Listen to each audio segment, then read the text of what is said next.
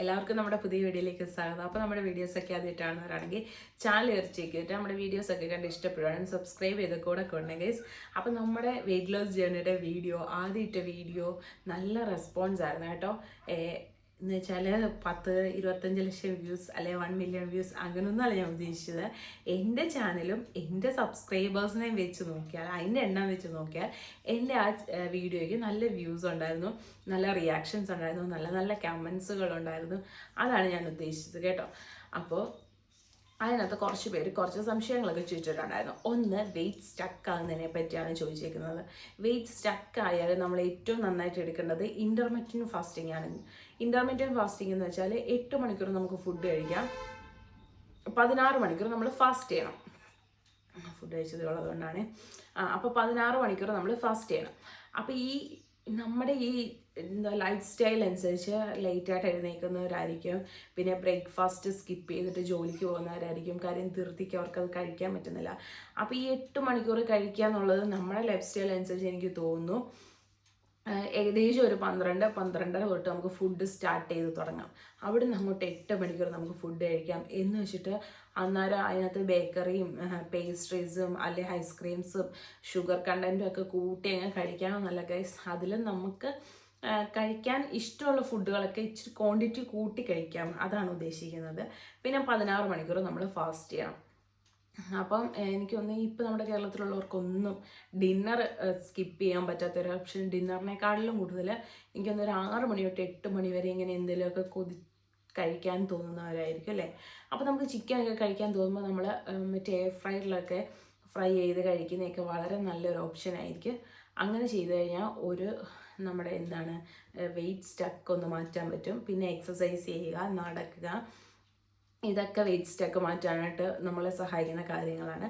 രണ്ടാമത് എന്നോട് ചോദിച്ചതാണ് ദോശയുടെ റെസിപ്പി. അപ്പോൾ ദോശയുടെ റെസിപ്പി എന്ന് പറഞ്ഞാൽ നമ്മൾ ഉഴുന്നു, ചെറുപയറും നമുക്ക് ആവശ്യമുള്ള എത്രയാണോ അത്, ഉലുവ ഒരു ഇച്ചിരി ഉലുവയും കൂടെ, ഒരു 2 നുള്ള ഉലുവയും കൂടി ഇട്ടിട്ട് നമ്മളത് രാത്രി കുതിക്കാൻ വെക്കുക. രാവിലെ എഴുന്നേറ്റിട്ട് അതിനകത്തോട്ട് രുചി കിട്ടാൻ വേണ്ടിയിട്ടാണ്. നല്ല ടേസ്റ്റ് ആയിരിക്കും. പച്ചമുളകും ഇഞ്ചിയും കൊച്ചുള്ളിയും കൂടെ അരച്ച് ഈ പയറും ഉഴുന്നും എല്ലാം കൂടി ഇട്ട് അരയ്ക്കുക. ഇതെല്ലാം അരച്ച് നല്ല ഫൈനായി വരുമ്പോഴത്തേക്ക് നമ്മൾ മാവ് ദോശയ്ക്കൊക്കെ അരയ്ക്കത്തില്ലേ, അതുപോലെ ഫൈനായി വരുമ്പോഴത്തേക്ക് അതിനകത്തോട്ട് റാഗിപ്പൊടിയും വെള്ളവും കൂടെ ഒഴിച്ചിട്ട് ആവശ്യത്തിന് ലൂസ് എത്രയാണ്, ദോശയ്ക്ക് എത്രയാണ് ലൂസ് വരിക അതുപോലെ ആക്കിയെടുക്കാം. അങ്ങനെയാണ് നമ്മുടെ ദോശയുടെ റെസിപ്പി വരുന്നത്. അതിന് കൂട്ടത്തിൽ നല്ല നല്ല ചട്നി അല്ലെങ്കിൽ മുട്ടത്തോരൻ അല്ലെങ്കിൽ ഉള്ളി മെഴുക്കുവരട്ടി അങ്ങനെയൊക്കെ നമുക്ക് യൂസ് ചെയ്യാം, കഴിക്കാം. പിന്നെ ഗൈസ് മുട്ടക്കറി, ഇതൊക്കെ നമുക്ക് അതിൻ്റെ കൂട്ടത്തിൽ നല്ല നല്ല കറികളൊക്കെ ഉണ്ടെങ്കിൽ നമുക്ക് അതിൻ്റെ കൂട്ടത്തിൽ കഴിക്കാം. പിന്നെ മൂന്നാമത്തെ കാര്യമാണ് കലോറി. നമ്മൾ കലോറി കുറഞ്ഞ ഫുഡുകൾ കഴിച്ചാലാണ് വെയിറ്റ് പെട്ടെന്ന് കുറയുന്നത്. അതോടൊപ്പം നമുക്ക് വേണ്ട സാധനങ്ങൾ നമ്മൾ കഴിക്കണം.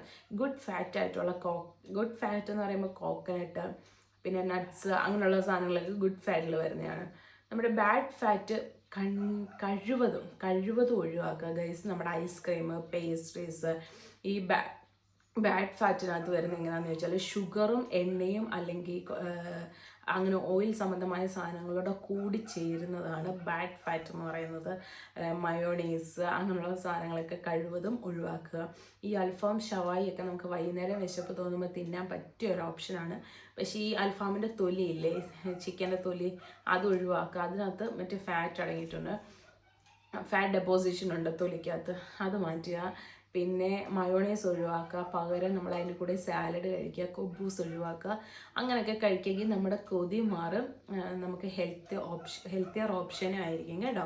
പിന്നെ ഞാൻ പറഞ്ഞില്ലേ, ഗൂഗിളിനകത്ത് അടിച്ചു നോക്കിയാൽ നമുക്ക് അറിയാൻ പറ്റും നമുക്ക് എത്ര കലോറി കഴിച്ചാലാണ് വെയിറ്റ് കുറയുക, എത്ര കലോറി കഴിച്ചാലാണ് വെയിറ്റ് ഗെയിൻ ചെയ്യുക. മെയിൻറ്റെയിൻ ചെയ്യണമെങ്കിൽ എത്ര കലോറി കഴിക്കണം, അതിന് നമ്മുടെ വെയിറ്റ്, ഹൈറ്റ്, പിന്നെ നമ്മുടെ ഏജ്, ഇത് മൂന്നും അതിനകത്ത് ചോദിക്കുക, അത് അടിച്ചു കൊടുക്കാം. അപ്പോൾ നമുക്ക് അതിനകത്ത് അറിയാൻ പറ്റും. അതനുസരിച്ച് നമ്മൾ ഫുഡ് കഴിക്കാൻ ഞാൻ ഒത്തിരി ഡയറ്റീഷ്യന്മാരുടെ അടുത്ത് പോയിട്ടുണ്ട്, അല്ലെങ്കിൽ എൻ്റെ പൈസകൾ പോയിട്ടുണ്ട്. പക്ഷേ എനിക്കതിൽ നിന്ന് അവർ നമുക്കൊരു ചാർട്ട് അയച്ചു തരും. എന്നിട്ട് നമ്മളോട് പറയും പഞ്ചസാര കഴിക്കരുത്, വൈറ്റ് ഷുഗർ അങ്ങനത്തെ സാധനങ്ങൾ, ബേക്കറീസ് കഴിക്കരുത്, എണ്ണ വറുത്തൊന്നും കഴിക്കരുത്, നടക്കണം, അല്ലെങ്കിൽ എക്സസൈസ് ചെയ്യണം. ഇതൊക്കെ നമ്മൾ വീട്ടിൽ പ്രോപ്പറായിട്ട് ചെയ്ത് കഴിഞ്ഞാൽ നമുക്ക് ഓട്ടോമാറ്റിക്കായിട്ട് വണ്ണം കുറയും. പിന്നെ ഇലക്കറികൾ ധാരാളം കഴിക്കുക. അപ്പോൾ ഇതൊക്കെ കഴിച്ച് കഴിഞ്ഞാൽ നമ്മുടെ ഓട്ടോമാറ്റിക്കായിട്ട് നമ്മുടെ വണ്ണം കുറയും. അതിന് ഒരു എടുത്ത് പോയി നമ്മൾ ഫീസ് കൊടുക്കണമെന്നോ അല്ലെ പൈസ കൊടുക്കണമെന്നോ ഒന്നുമില്ല. ഇതൊക്കെ നമുക്ക് സ്വന്തമായിട്ട് ചെയ്യാൻ പറ്റിയ കാര്യങ്ങളാണ്. അതിൻ്റെ പേരിൽ പറഞ്ഞ് ഒത്തിരിയും പേര് നല്ലവരും ഉണ്ട് ചീത്തവരും ഉണ്ട് ഗൈസ്. ഒരിക്കലും നല്ല മീൻസ് ന്യൂട്രീഷൻസിനെ പറ്റി പഠിച്ചവരൊക്കെ ഉണ്ട്, അവരുടെ കാര്യമല്ല ഞാൻ പറയുന്നത്, അല്ലാത്തവർ. പിന്നെ നമുക്കിതൊരു എന്താ പ്രൊമോട്ട് ചെയ്യാൻ ഒരാൾ എന്നുള്ള രീതിയിൽ ചിലരാണെങ്കിൽ ഫുഡ് കഴിച്ചോ ഇപ്പോൾ ഫുഡ് കഴിച്ചതിൻ്റെ ഫോട്ടോ ഒക്കെ ഇട്ട് കൊടുക്കാൻ അങ്ങനെയുള്ളതുണ്ട്. അപ്പം നമ്മളെ പുറകിൽ നിന്ന് ഒരാൾ പുഷ് ചെയ്യാനുണ്ടെങ്കിൽ നമ്മളത് ചെയ്യും. പക്ഷെ എത്ര പുഷ് ചെയ്യാനുണ്ടെങ്കിലും എത്ര ഇതാണെങ്കിലും നമുക്ക് മനസ്സിൽ തോന്നിയാലേ ഇതെല്ലാം ചെയ്യാൻ പറ്റത്തുള്ളൂ എന്നാണ് എൻ്റെ ഒരു വിശ്വാസം. അപ്പം നിങ്ങൾ കഴിവതും കലോറി നോക്കി ഫുഡ് കഴിച്ച് നോക്കിക്കേ. ഇപ്പം നിങ്ങൾക്ക് ഇന്ന് ഉച്ചയ്ക്ക് കൊഞ്ചുതീയലായിരുന്നു ഫുഡ് ചോറിൻ്റെ കൂടെ. അപ്പം നിങ്ങൾക്ക് അത് കഴിക്കണമെന്നുണ്ടെങ്കിൽ അത് കഴിക്കാം. പക്ഷേ അത് കലോറി കൂടിയായിട്ടാണ്. അപ്പോൾ അത് കഴിക്കുമ്പോൾ നമ്മൾ എന്ത് ചെയ്യണം, വൈകിട്ടത്തെ ഫുഡ് അതനുസരിച്ച് ഒന്ന് കൺട്രോൾ ചെയ്യണം. അപ്പോൾ നമ്മുടെ കലോറി മെയിൻറ്റെയിൻ ചെയ്യാൻ പറ്റും. അങ്ങനെ നമ്മളൊന്ന് കാൽക്കുലേറ്റ് ചെയ്ത് കഴിച്ചു നോക്കിയാൽ ഗൈസ് നമുക്ക് ഇഷ്ടമുള്ള ഫുഡ് കഴിക്കുകയും ചെയ്യാം, നമ്മുടെ കലോറി നമ്മുടെ അളവിനാക്കുകയും ചെയ്യാം. അപ്പോൾ ഏതെങ്കിലും ഒരു സമയത്ത് നമുക്ക് ഇഷ്ടമുള്ള ഫുഡ് കഴിക്കുകയാണെങ്കിൽ നമ്മൾ പിറ്റേ ഇതിൽ അടുത്ത മീൽ എപ്പോഴാണോ എടുക്കുന്നത് അതിൽ നമ്മൾ ആ ഒരു ക്വാണ്ടിറ്റി കുറച്ച് ആ കലോറി ഒന്നും മറ്റേ കലോറിയും കൂടെ മെയിൻറ്റെയിൻ ചെയ്ത് കഴിക്കുക. അപ്പോൾ ഗൈസ് ഇത്രയൊക്കെയുള്ള വിശേഷങ്ങൾ. പിന്നെ പരമാവധി കഴിവിൻ്റെ പരമാവധി എന്നാണ് ഞാൻ ഉദ്ദേശിച്ചത്. കഴിവിൻ്റെ പരമാവധി എല്ലാവരും വെള്ളം കുടിക്കുക. എല്ലാവർക്കും മടിയുള്ള കാര്യമാണ്. 1 ലിറ്ററിൻ്റെ ബോട്ടിലൊക്കെ കിട്ടുമല്ലോ ഇപ്പം നമുക്ക്, നമ്മളെ ബൂസ്റ്റ് ചെയ്യാനായിട്ട് അല്ലെങ്കിൽ നമ്മളെ പുഷ് ചെയ്യാനായിട്ടുള്ള ടൈപ്പ് ബോട്ടിൽസൊക്കെ കിട്ടും. അപ്പോൾ അതൊക്കെ വാങ്ങിച്ചിട്ട് അതിനകത്ത് വെള്ളം കുടിക്കുക. അപ്പോൾ നമുക്ക് അറിയാൻ പറ്റും. അപ്പോൾ ബാക്കി വിശേഷങ്ങളൊക്കെ ആയിട്ട് വേറൊരു വീഡിയോയിൽ കാണാം ഗൈസ്. മറ്റേ വീഡിയോയ്ക്ക് തന്ന അതേ സപ്പോർട്ട് ഈ വീഡിയോയ്ക്കും തരുമെന്ന് വിശ്വസിക്കുന്നു. അപ്പോൾ ടാറ്റാ ബൈ.